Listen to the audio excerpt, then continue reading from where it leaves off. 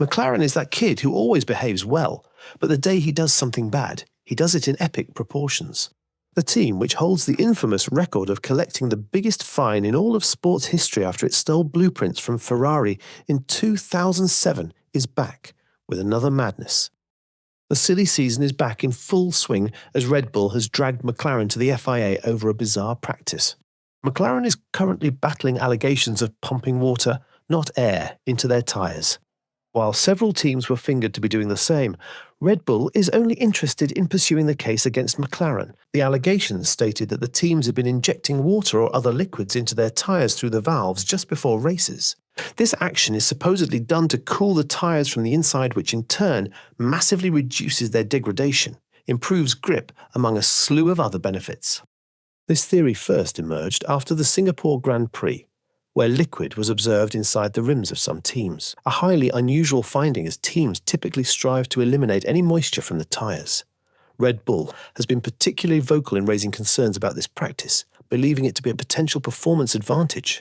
This suspicion by Red Bull was buttressed by the fact that the team knew about it and had even experimented with it in the past. They suspected that their former employees who have switched to McLaren have introduced this rule bending to their rivals. While no concrete evidence has been established thus far, the FIA is nonetheless taking the allegation very seriously. Article 12.7 of the regulations states that a team may pump air or nitrogen into its tyres.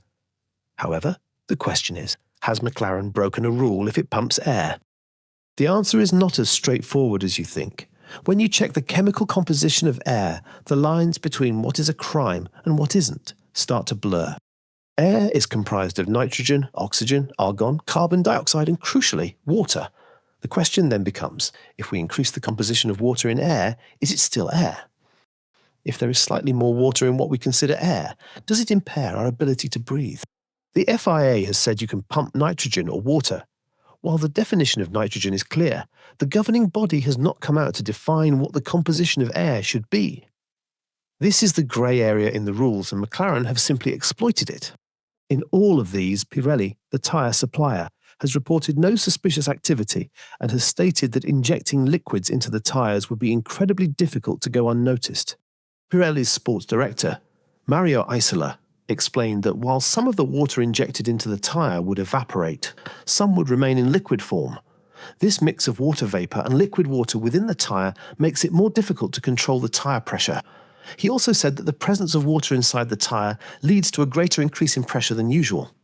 His reasoning is that as the tyre heats up during use, the water inside turns into vapour.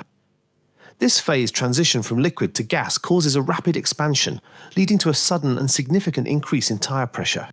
The consequence of this is that the pressure surge will become unpredictable and difficult to manage, making it challenging for teams to maintain optimal tyre pressure for performance and safety. Even with all of this, Pirelli nonetheless acknowledged that adding water could help dissipate heat from the tyre into the rim.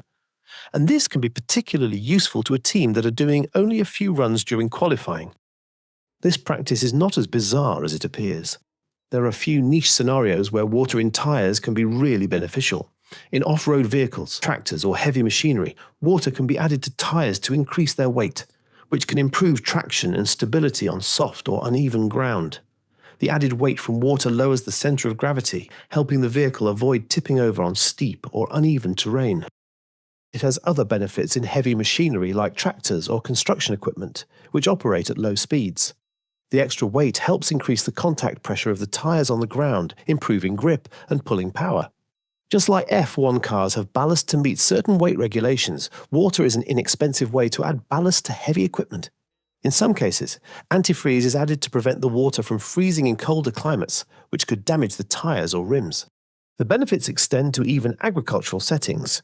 If a tractor is equipped with heavy front attachments, adding water to the rear tyres can help balance the load, improving overall handling and safety. While adding water into heavy machinery would make sense, the verdict is still out there if it can be beneficial to F1 cars, especially over long stretches of time. But one thing is certain. The presence of water will help cool the tyres, and this will be massively important for reducing tyre wear as well as much improved grip. However, we would like to hear your theories. This is Front Lockout, signing off.